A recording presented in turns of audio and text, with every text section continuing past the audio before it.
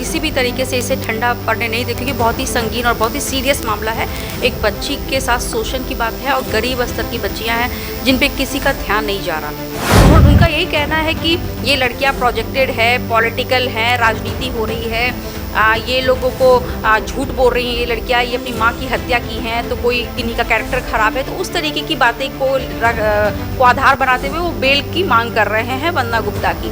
Diary में वंदना गुप्ता के को जो क्वेश्चनर दिया गया था एसआईटी की टीम की तरफ से, उसमें उन्होंने एक्सेप्ट किया है कि हाँ, जब मैं नई आई थी तो मैंने 10:30 बजे, रात के 10:30 बजे 2 मर्दों को एंट्री दी थी। प्रोसिक्यूशन का ये सवाल है कि भाई, जब आप दिन के समय महिला अधिकारियों को, वकीलों को आप लड़कियों से मिलने नहीं देती, तो आप रात में मर्दों से मिल रही हैं और मिलवा रही हैं। और तो ये सब सरासर एक सवाल के घेरे में आ चुका है। जो वहाँ के एक्स ऑफिसर्स हैं, काउंसलर्स हैं, परामर्श लोग हैं, उन्होंने भी वंदना गुप्ता पे केस किया है। उन्होंने भी बताया है कि पीछे का एक कमरा हुआ करता है, रात के अंधेरे में लड़के अंदर आते हैं, पैसे लेते हैं और उन्हें लड़कियों से मिलना होता है या उनसे जो भी उनका होता है वो पीछे काम करवाती है। तो ये सारी बातें बिल्कुल मिल रही है, मैच कर रही है डायरी से।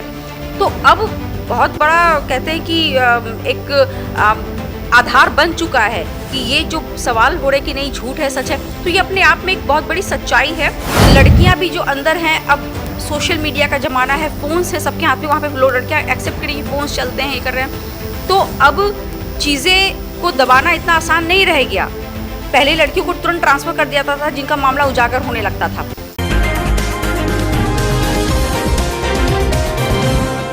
29 दिसंबर 2021 को एक बड़ा खुलासा हुआ था। खुलासा जो है वो बिहार की उन बच्चियों को लेकर था जिन्हें लेकर पहले भी बवाल मचा है, यानी मुजफ्फरपुर शेल्टर हाउस कांड आप सभी को याद होगा। 2018 का यह घटना था। समाज कल्याण विभाग पर सवाल उठा था, नीतीश कुमार भी सवालों के घेरे में आ गए थे।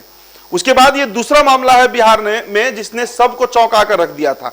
पर लेकिन इस बार जो शेल्टर हाउस है वो पटना स्थित गाय घाट शेल्टर हाउस है, जहां पर एक 18 साल की बच्ची है जो इस बात को कैमरे पर चिल्ला चिल्ला कर कह रही है कि लगातार उसका शोषण किया जा रहा है। और वैसी हजारों बच्चियां हैं पूरे बिहार में।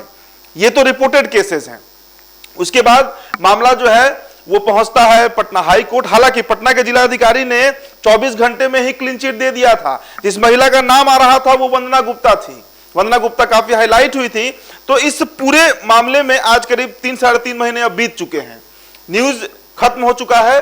खबरों के बाजार में अब शेल्टर हाउस नहीं है, गायघाट शेल्टर हाउस। लेकिन अभी भी उस पर सुनवाई जो है वो पटना हाई कोर्ट में चल रहा है। अब इस पर जो शख्स हमारे साथ मौजूद है, हम स्वागत करेंगे इनका। पटना हाई कोर्ट एडवोकेट है मीनू कुमारी। और मीनू कुमारी जो है इस केस में लड़ रही हैं उस बच्ची के पक्ष में, इंसाफ के पक्ष में। तो हम जानेंगे कि आखिरकार क्या प्रोसीडिंग अभी तक हो रहा है। अभी भी हियरिंग आप करके ही आ रही है मैम? जी हाँ, आज भी कोर्ट की हियरिंग थी और लगातार चल रही है उसकी हियरिंग। और हम भी इससे लगातार क्योंकि उनके वकील बराबर टाइम लेते रहते हैं और कहते हैं कि हमें डायरी पढ़ना है, कभी कुछ, लेकिन हम उन्हें इसे फॉलोअप कर रहे हैं और हम किसी भी तरीके से इसे ठंडा पड़ने नहीं दे, क्योंकि बहुत ही संगीन और बहुत ही सीरियस मामला है। एक बच्ची के साथ शोषण की बात है और गरीब स्तर की बच्चियाँ हैं जिन पर किसी का ध्यान नहीं जा रहा। जी हाँ।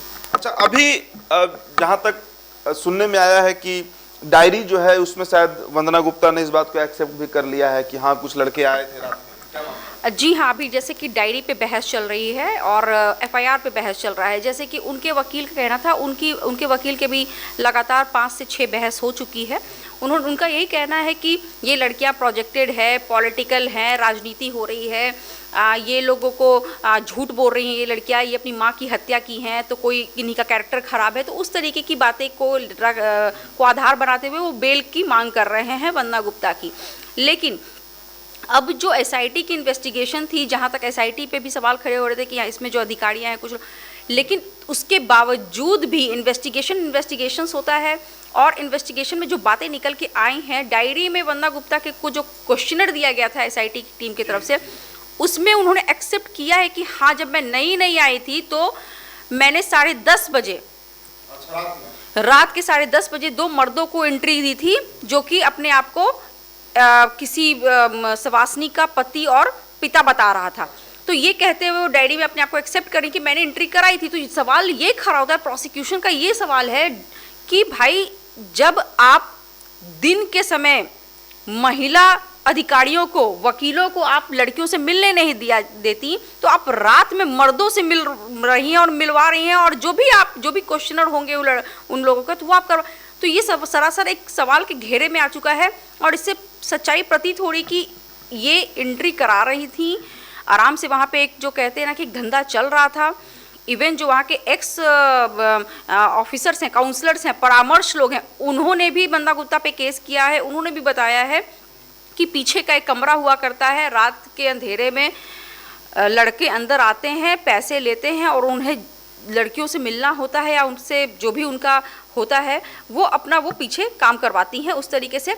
तो ये सारी बातें, और इवन कांस्टेबल डायरी में बता रहा है कि मैडम के लोग हुआ करते थे, इसलिए हम एंट्री नहीं करते थे।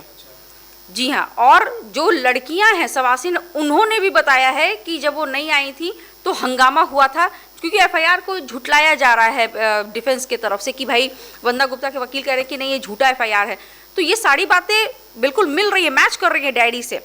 तो अब बहुत बड़ा कहते हैं कि एक आधार बन चुका है कि ये जो सवाल हो रहे कि नहीं झूठ है सच है, तो ये अपने आप में एक बहुत बड़ी सच्चाई है कि ये सारी चीज़ें चल रही थी और बिल्कुल एक एक करके सारी बातें मैच कर रही हैं। अच्छा, आपने बताया कि जो पूर्व में वहाँ पर काम किए हुए लोग हैं, जो कर्मचारी हैं, वो भी इस बात को एक्सेप्ट कर रहे हैं कि ऐसे वहाँ पर हो रहा था।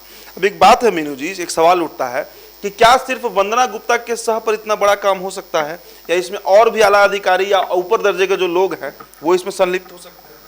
देखिए, ऑब्वियस सी बात है, जब तक अधिकारी लोग का सहयोग नहीं होगा, उच्च स्तरीय लोगों का सहयोग नहीं होगा, तो इतना बड़ा कांड को कहते हैं ना कि उसको मतलब कि वो नहीं हो सकता।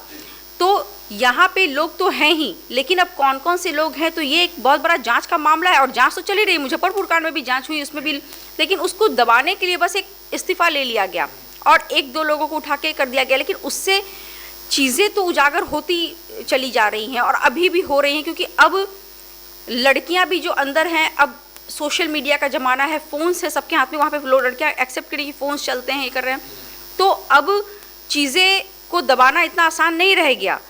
पहले लड़कियों को तुरंत ट्रांसफ़र कर दिया जाता था जिनका मामला उजागर होने लगता था।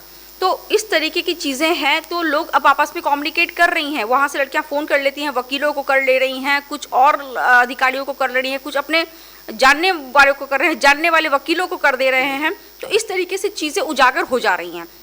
तो कहीं ना कहीं ये चीज़ें जो बहुत उच्च स्तरीय पे एक संलिप्त एक टीम बनी हुई है, वो तो ऑब्वियसली है ये कि वो जांच का विषय है, और वो धीरे धीरे सारी चेन्स ऑफ क्राइम्स है वो टूटेगी। देखिए मीनू जी, आप एक वकील हैं, लेकिन उससे पहले एक महिला है, और आप लगभग 3.5 महीना हो गया है, अब 4 महीना आप कह लीजिए, जनवरी फरवरी मार्च अप्रैल भी बीत गया, मई भी, 4 महीना हो गया।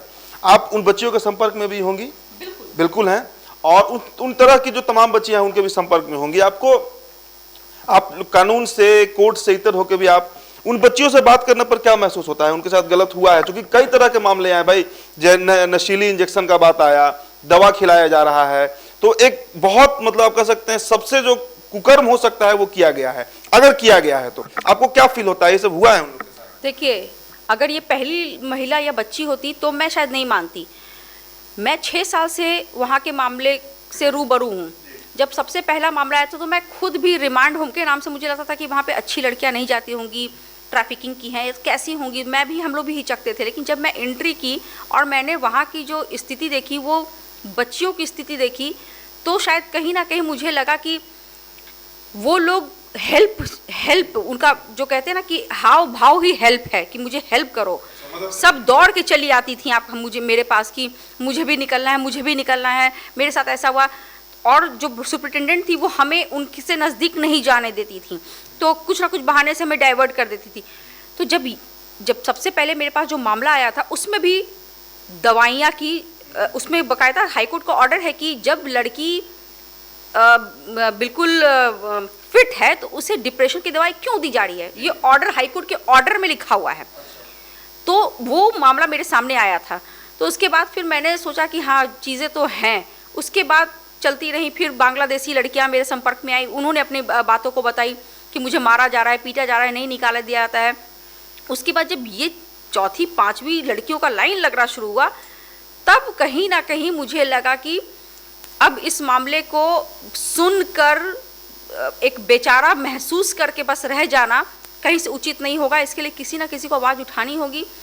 तो जब इस लड़की ने फिर से उसी बात को दोहराई और उसके हाथ में जो कटे हुए निशान, उसकी जो स्थिति थी, जी, वो मैंने भी देखा। ड्रग्स, और पूरा उसका बॉडी को ड्रग्स बना दिया गया। वो खाना नहीं खाती वो लड़की मिट्टी खाती है, और उसे इतना ड्रग्स का आदत है कि अगर आप उसे कुछ नशीली या फिर जो जिस चीज़ से उसको संतुष्टि मिलती है वो ना मिले तो वो थोड़ी सी ना अनकॉन्शियस, तो वो हालात दिख रहे थे। तो वो बिल्कुल प्रतीत होता है कि ये इस टाइप की लड़कियों को टारगेट किया जा रहा है, जिनके माँ बाप नहीं है, जिनके परिवार उनको ले जाना नहीं चाहते, तो अब इनका तो कोई पूछने वाला नहीं है, तो उनको धंधे पे लगाओ, उनको लगा। और भी वहाँ पे बहुत सारी लड़कियाँ, जैसे इन लड़कियों ने मुझे उन लोगों का नाम भी बताया कि वो लोग 10-10 साल से पड़ी हुई हैं और वो लोग उग्र होती हैं। जैसे हम लोग IPC में पढ़ते हैं रिग्रेस इम्प्रिजनमेंट, सॉलिटरी कन्फाइनमेंट, तो ये लोग को सॉलिटरी कन्फाइनमेंट किया जाता है, उन्हें रूम में बंद किया जाता है, पागल खाना है उस रिमांड होम के अंदर। जो लड़कियां उग्र होने लगती हैं तो उसे पागल खाने में भेज दिया जाता है। तो अब उस माहौल में, पागलों के बीच में, एक आप मानसिक रूप से खुद आप बीमार होने लगते हैं। फिर उनको पागल किया जाता है, फिर उनको सिखाया जाता है कि तुम अब किसी काम की नहीं हो, तुम इस तरीके की ज़िंदगी जियो, पैसे कमाओ, तुम संबंध बनाओ, तो यहाँ पे लड़के, तुम्हारा भी नीड पूरा होगा, फिजिकल नीड है तुम्हारी। तो इस तरीके की ये काउंसलिंग होती है वहाँ पे, काउंसलिंग के नाम पर ये बोला जाता है। तो इस लड़की को भी काउंसलिंग कराने के लिए कहा गया था कि आप हमारे पास भेजिए। पुलिस ने बोला, मैंने मना कर दिया, मैंने कहा परमिशन लेके आई, बिकॉज मुझे पता चला है कि काउंसलिंग में आप इनको क्या बोलेंगे, आप बोलेंगे कि मुआवजा ले लो और बैक कर लो केसों को। तो हम लोग, आप कोर्ट की परमिशन लाइए, क्योंकि इन लड़कियों का भी अपना व्यथा है कि मैं काउंसलिंग नहीं, क्योंकि हमें वही प्रेशर दिया जाएगा कि तुम मुआवजा ले लो, केस ख़त्म करो। तो ये सारी बातें हैं, उन्हें देख करके प्रतीत होता है कि उनके साथ इस तरीके की स्थिति बन रही है। देखिए, अभी कुछ ही देर पहले बिहार के मुख्यमंत्री नीतीश कुमार ने माता सीता के जन्मोत्सव पर बधाई दिया है। माता सीता इसी बिहार की धरती पर जन्मी मिथिलांचल की थी, और बेटी पढ़ाओ बेटी बचाओ का नारा देने वाले मुख्यमंत्री नीतीश कुमार के इसी बिहार में इतना दुर्गति हो रहा है इन बच्चियों का, मुझे नहीं जानकारी था। मैं सुनकर बहुत शॉक्ड हुआ हूं कैमरा पर कि आखिरकार किस तरह का समाज बन रहा है, और सिर्फ कुछ पैसों के लिए ये काम अगर किया जा रहा है बिहार में, तो सोचिए ये इसका दूरगामी परिणाम क्या होगा।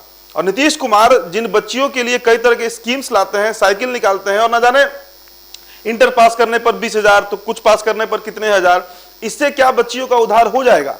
फिलहाल हम NBC 24 की तरफ से ये प्रतिबद्ध हैं कि मीनू जी से हम संपर्क साधे रहेंगे, इस मामले को फॉलो अप करते रहेंगे, ताकि जब तक उन बच्चों को इंसाफ ना मिले तब तक शायद कोई भी बिहारी खुश नहीं होगा। आपका जो सुझाव है हमारे कमेंट बॉक्स में आप जरूर दीजिएगा।